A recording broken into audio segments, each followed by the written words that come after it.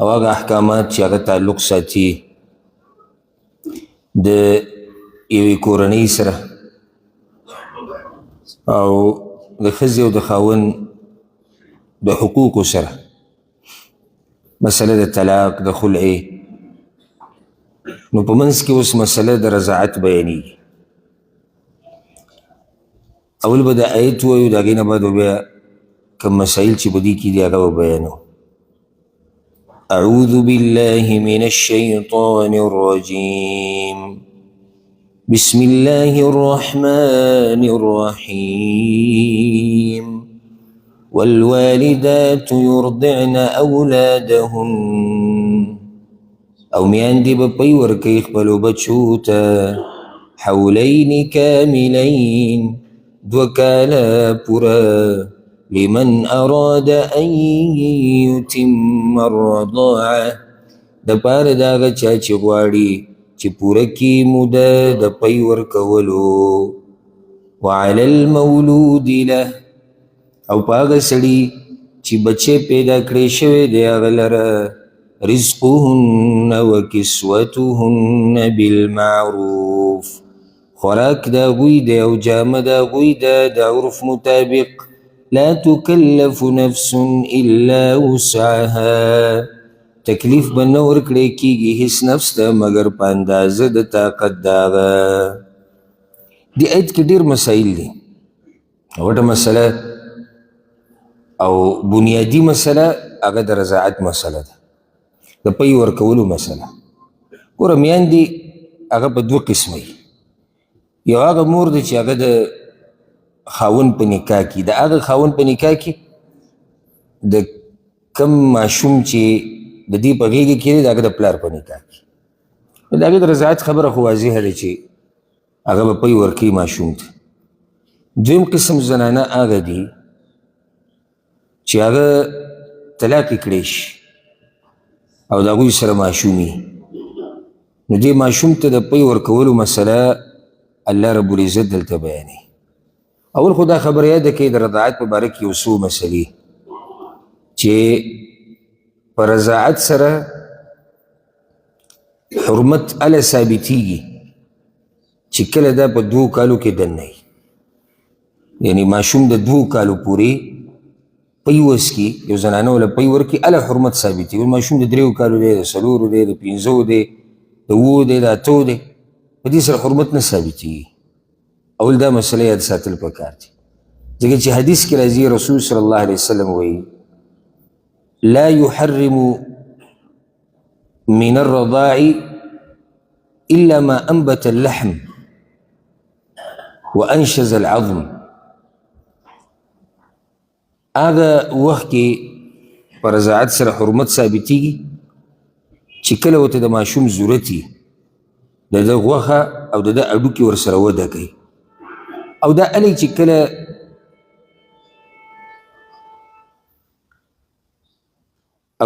چې کله ماشوم 2 کالو کې دننه لا يحرم من الرضاع، نه حرامېږي په رضاعت سره مګر په دې 2 کالو کې دننه. حرمت هله ثابتېږي چې کله دې 2 کالو کې دننه خبر روانې. بله مسله، بل شرط پکې هغه دا دی چې ده به 5 پیرې پیس کړي. 5 پیرې صحیح حدیث دی د عایشه رضی الله عنها، په هغې کې دا شرط ذکر دی چې 5 پیرې به پیس کړي. اوس که یو ماشوم یو پیر پی وسکي، 2 پیرې، 3 پیرې، په دې سره حرمت هغه نه ثابتېږي، د رضاعت مسله نه ثابتېږي. الا دا چې 5 پیرې یا د هغې نه زیات اسکلي او خبره یقیني، نو بیا ورسره حرمت ثابتېږي او د رضاعت کم مسایل چې دي هغه به بیا بیانېږي. خو د دې نه مخکې یو پیر، 2، 3 دې سره هېڅ حرمت هغه نه ثابتېږي. دلته الله وایي والوالدات یرضعن اولادهن، او میاندې به پی ورکوي خپلو بچو ته. دا هغه میاندې دي چې طلاقې شوي دي، دا هغه میاندې. ځکه موږ وایو چې کومې میاندې چې طلاقې شوي نه دي خاوندانو په نکاح کې، دا خو به خپلو بچو له پی ورکوي، دا اوس مسله نشته. مسله د دې زنانو ده چې طلاق ورته ورکړی شوی دی، ځکه چې تېر شوي آیتونو کې مسله د طلاق روانه. دوی به ورکوي خپلو بچو ته پی حولین کاملین، 2 کاله پوره، 2 کاله پوره. ګوره دا 2 کاله ولې ذکر شو؟ ځکه چې دې کې ماشوم ته ضرورت دی د پیو، او موږ وایو چې د رضاعت مسله هم دې 2 کالو کې دننه ثابتېږي. بیا ورسره دا مسله یاده کړه، او د دې آیت کې را روانه ده، که ښځه خاوند په دې باندې مشوره وکړي او دا محسوسه کړي چې یاره د ماشوم ته نور د پیو ضرورت نشته او 2 کالو نه مخکې قلارۍ د پیو نه، نو په دې کې هم څه حرج نشته، خو دا په مشوره باندې او د ماشوم بدن ته به کتی کېږي. څو ماشوم دی، بعض ماشومانان داسې چې هغه ډېر وختي خوراک شروع کړي او په هغې مړېږي، او مور پلار مشوره وکړي او بچي ته پکې فایده نو بیا به بندولی شي پی 2 کالو نه مخکې. ښه که 2 کال نه بعد پی ورکوي نو دې کې هم څه ګناه نشته، خو دومره چې فایده دې ماشوم له نه ورکوي.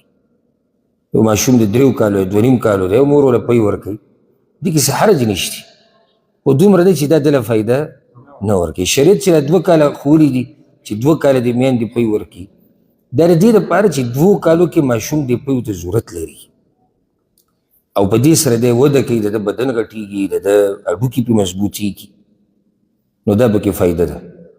بله مسله هغه ورسره دا یاده کړي، بعض کسان دا تپوس کوي چې نن سبا دا نور پی راوتي دي کوم چې مصنوعي دي او دا د ماشومانو له ورکوي، دا به څنګه وي؟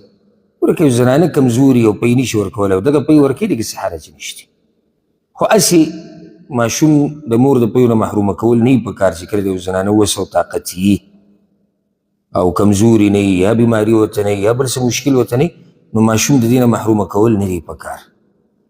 ډېر فرق دی د مور په پیو کې او په هغه پیو کې چې هغه مصنوعي جوړ شوي، خو دا داسې ګناه هم نه ده. اوس زنانه ده نه اوس یې نه رسي، طاقت یې نشته، کمزوري ده، بیماره ده او هغه ماشوم له دغه مصنوعي پی ورکوي، نو دې کې څه حرج او ګناه هغه الحمدلله نشته.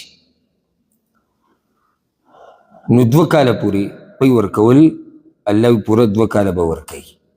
که مشوره وشي او د 2 نه زیاتېږي هم څه حرج پکې نشته. که 2 نه راکموي او مشوره باندې که زنانه اوس موږ بیماره ده نشي ورکولی 2 کاله پورې، ماشوم پکې فایده ده یا ماشوم نور خوراک خوري، نو بیا هم څه حرج پکې نشته. د دې نه دا مسله هم راووته چې الله وایي چې 2 کالو پورې به میندې بچو له پی ورکوي، چې تنظیم النسل. تنظیم النسل څه ته وایي؟ که د حمل او د ماشوم د راوړو دپاره وخت ترتیب برابرول دا جایز دي.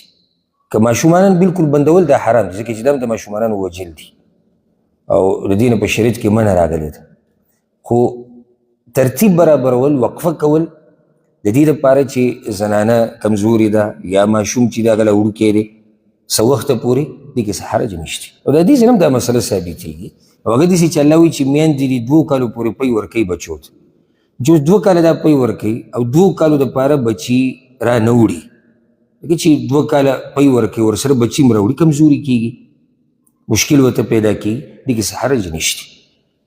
او صحابه کرامو رضوان الله علیهم اجمعین بارک رضی هغوی وایي موږ به عزل کوو. عزل مطلب دی چې موږ به وقفه کوله د حمل نه او د بچي د راوړو نه او قرآن نازلېدو. قرآن نازلېدو مطلب دی چې یعنې که دا کار ناروا وی نو الله په قرآن کې ویلی چې د صحابه کرامو دا کار څه دی، دا ناروا دی. نو یو بچي بالکل بندول دي، بچي بالکل بندول دا حرام دي او دا د بچو وجل دي. بیا خصوصا دا ډېره د بېدینۍ خبره ده چې سړی دا وایي چې رزق به یې څه کېږي. رزق په الله باندې دی، رزق په الله دی، او هر ماشوم چې پیدا کېږي دنیا ته راځي هغه د خپلې برخې رزق د ځان سره راوړي. ما او تا به څوک یو چې بچو له به رزق راوړو، موږ خو صرف هغه یو سبب یو، بس موږ خپې لاس و، نور خو رزق ورکوونکی ذات الله دی. نو دا خبره د بېدینو خلکو خبره ده، او د هغه خلکو چې په الله باندې یقین کمزوری دی، چېرې د رزق به څه کېږي. زنانه کمزوري ده یا دا یو ماشوم ډېر وړوکی دی، تربیت یې نه کېږي، ساتنه یې نه کېږي، د دپاره څه وخته پورې وقفه کول دا جایز دي، دې کې څه حرج هغه نشته. الله وی والوالدات يرضعن اولادهن حولين كاملين لمن اراد ان يتم الرضاعه وعلى المولود له. او په هغه سړي باندې چې بچی د هغه دپاره پیدا کړی شوی دی، د څوک دی؟ پلار دی. جامه او خوراک د دغه زنانو دي په ښایسته طریقې سره. د کومو زنانو؟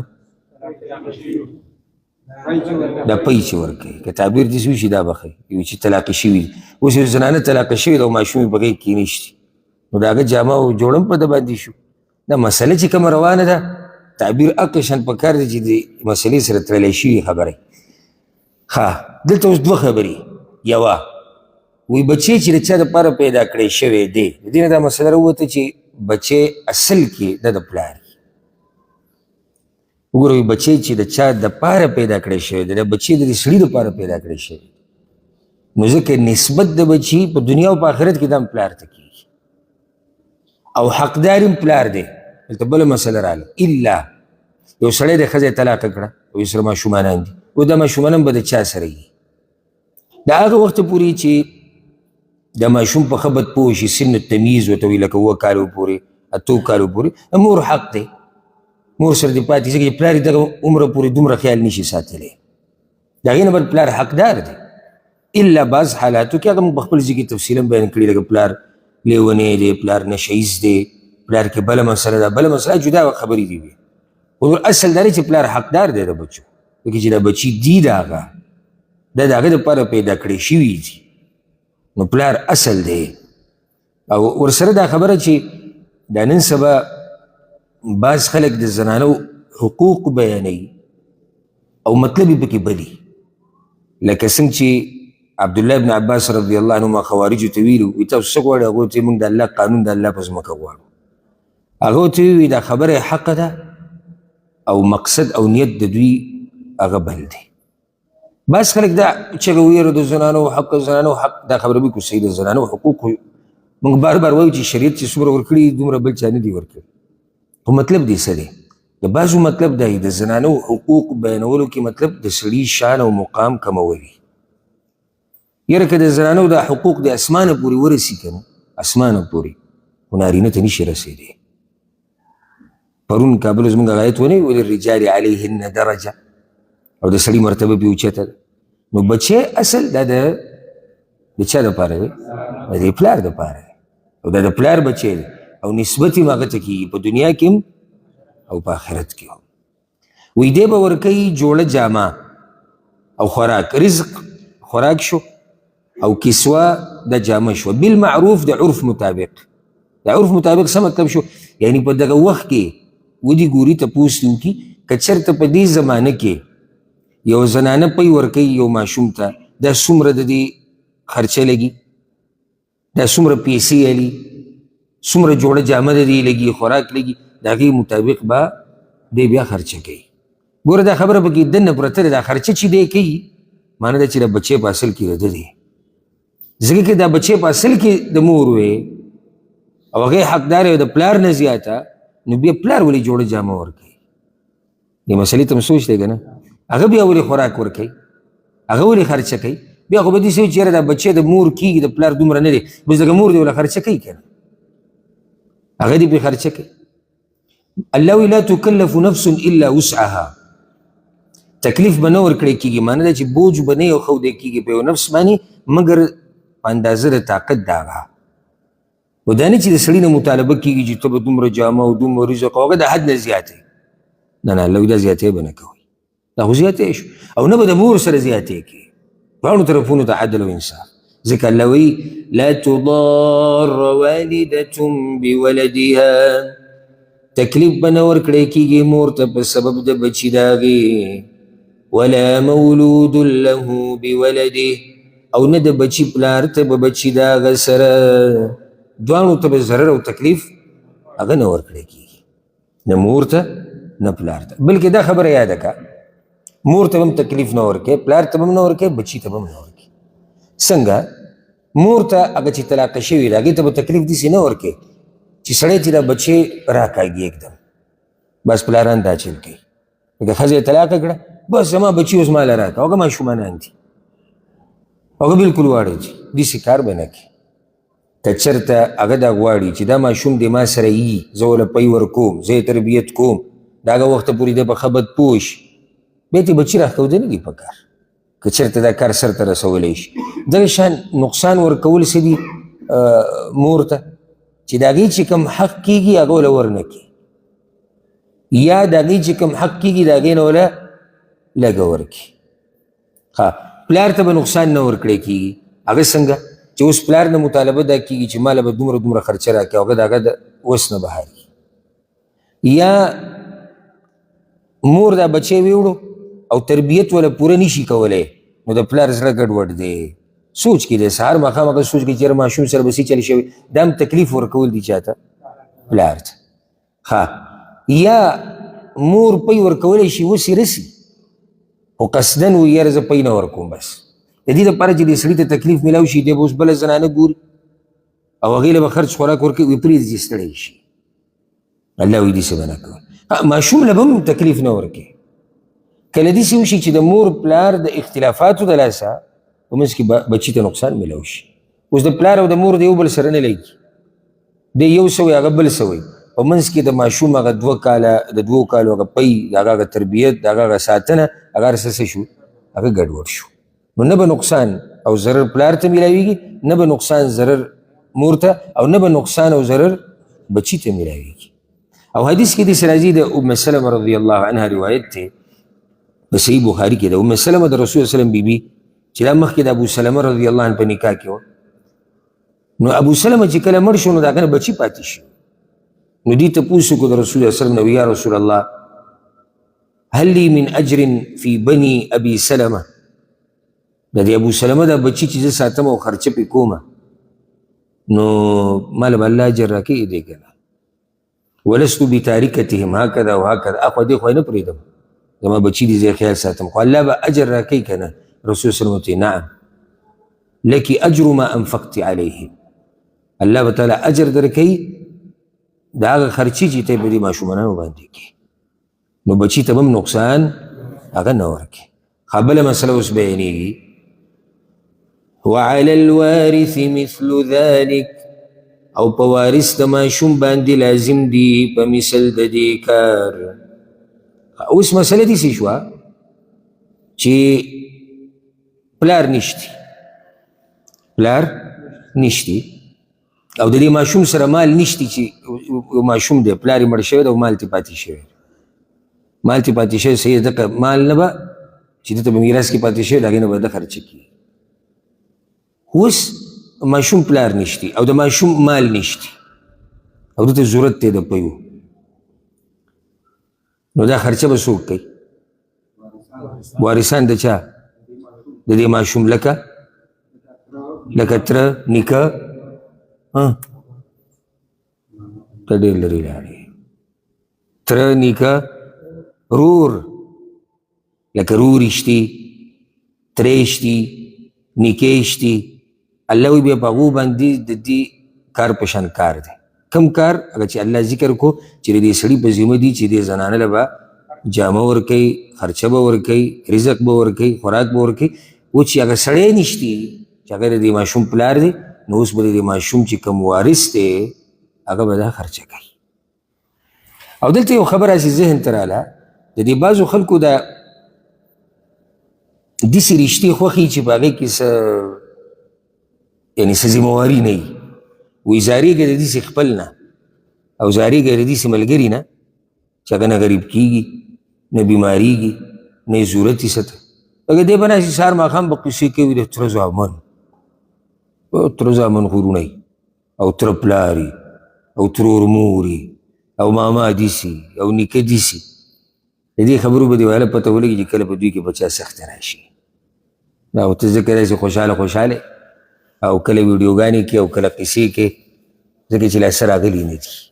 خپلولي هسې نوم نه دی، خپلولي دا ذمهواریانې دي. لکه اوس ته د یو ماشوم خپلې او صفتونه موږ کوو، یاره رواره وایي دومره خوږي چې دومره خپل بچي نه یې خواږه، وایي باز که نه؟ باز وایي نوسي دا د زامن نه زیات خواږوي. صحیح ده، دا خبره صحیح شو. اوس دغه نوسې چې پلار یې نشتي او هغه ماشوم دی او ضرورت راغی په ده باندې خرچې ته، اوس دلته ودرېده پکار دي. اوس به ستا دې خبرې پته ولګي چې ته رښتیا وایې که هسې لیکې چې نوسې چېرې دا د زوی نه هم زیات خوږي، رواره چېرې دا سړي ته ډېر خوږي. مقصد زما د خبرې دا دی چې خپلولي مطلب ذمهواریانې دي، داسې تش نومونه نه دي. او دا صرف د پښتنو یو بل سوچ هم جوړ شوی دی، خبره اگر که اوږدېږي چې خپل هغه چاته ویل کېږي چې په ډز ډوز کې رسره ولاړ وي. موږ ټول خپلوري د قضیله راوستې ده. یعنې که سبا له زما د چا سره جګړه راله او تماچې ټوپک ته پکې ضرورت راغی چې دا خپل ما سره ولاړ دا منم چې په سخته کې راسره به لازم ودرېږي، خو دا یوازې ودرېده په ډز ډوز کې خو نه دي کنه. که دی بیمار شو، که په ده قرضه راله، که ده ته بل څه مشکل راغی، بل څه مشکل راغی، ده سره به ودرېږي حتی الوسع. حتی الوسع شرط پکې به دې لګو کېدای شي وخت ستا د مرستې کولو وس نه او طاقت نه، نو چې وس او طاقت دې نه بیا خو الله پې تا نه رانیسي، خو چې وس او طاقت دې او نه کې نو بیا خو ته کمزوری شوې. نو دا مسله هم دې ځینې ثابتېږي چې خپلولي دا یو ذمواري ده، دا هسې تش نوم نه دی. د هغې نه بعد الله رب العزت وایي فإن أرادا فصالا، نو که چېرته اراده وکړه دواړو د پیو نه د پرې کولو، عن تراض منهما، سره د رضامندتیا د دواړو نه، وتشاور او مشورې د دواړو نه، فلا جناح علیهما، نو نشتي ګناه په دواړو باندې.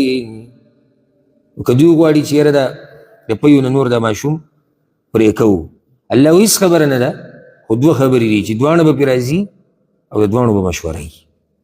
دا حق د مور هم دی او د پلار هم دی، نو دواړه به پرې راځي او دواړه به مشوره کوي په دې باندې.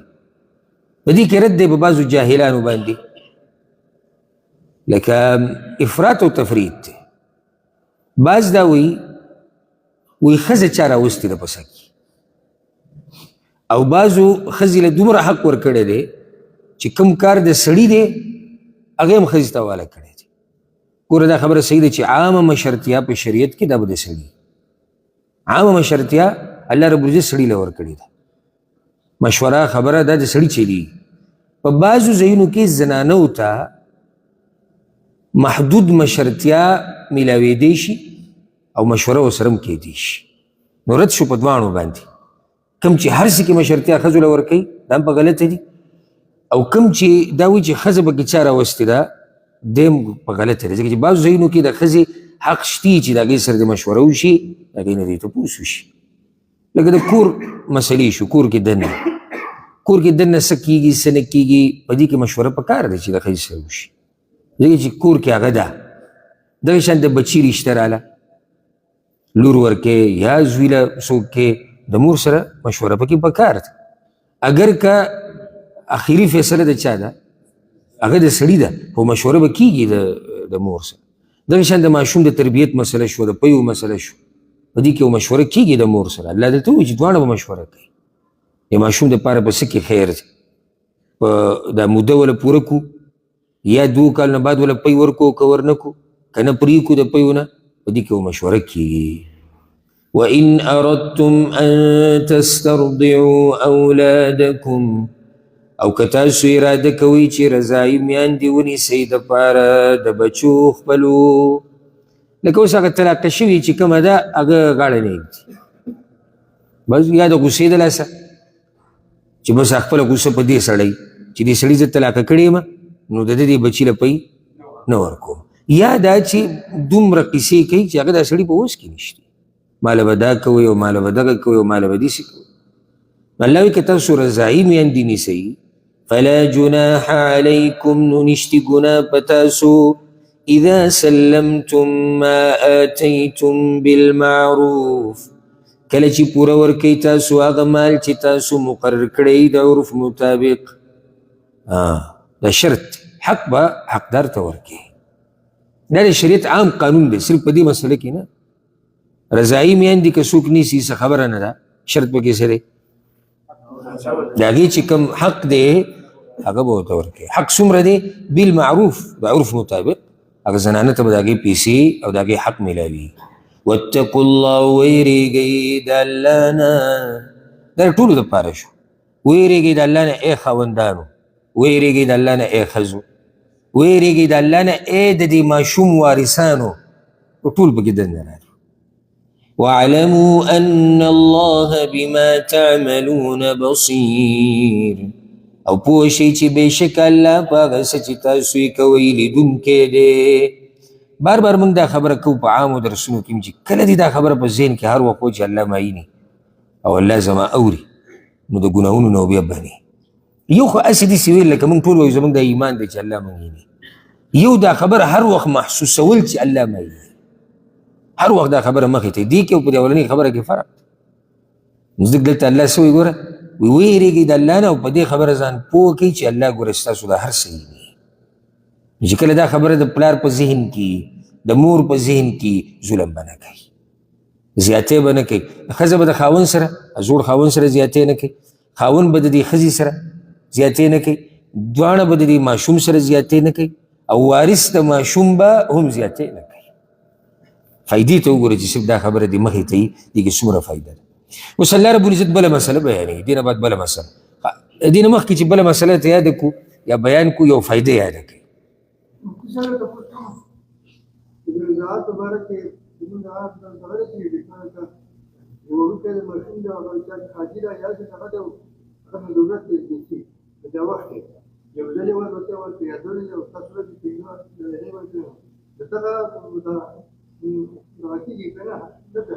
خو موږ ووایو که نه چې د پنځو نه کمې 4 پیرې 2 پیرې 3 یو پیر دې سره حرمت نه. دا خو هسې د خلکو خبرې دي. دلایلو په رڼا کې د عایشه رضی الله عنها روایت دی چې 5 پیرې پکې ذکر دي، بیا نه ثابت دي. فایده دا یاده کړئ په بعضو حالاتو کې په مور لازم دي چې د ماشوم له به پی ورکوي، او په بعضو حالاتو کې به لازم نه دي چې پی په ورکوي. خو کومه مور موږ یادو؟ وی خپله مور. نو مور خو یې خپله پردی موري مور چې ته پردی یي نه. کله چې مور وویلی شي که نه نو ذهن خپلې مور ته ځي. رضایي میندې دا بحث وروسته دی. او دا موږ چې هسې دا یو فایده ده، پښتو په اصطلاح کې دا دویمه ښځه د سړي چې دې ته دا نور بچي چې د بلې ښځې نه پیدا دي هغوی ورته مور وایي. دا اصطلاح د پښتنو ده ګورې، دا د شریعت اصطلاح نه ده ګورې، دا د هغوی مور نه ده. مور ورته په دې وایي چې د پلار په نکاح کې ده، اصطلاح کې جنګ نشتی، په دې نه څوک ګناهګارېږي. خیر دی مور دې ورته وایي، خو مور یې نه ده، مور یې نه ده. مور یې وایي چې دا ماشوم ته پیدا دی.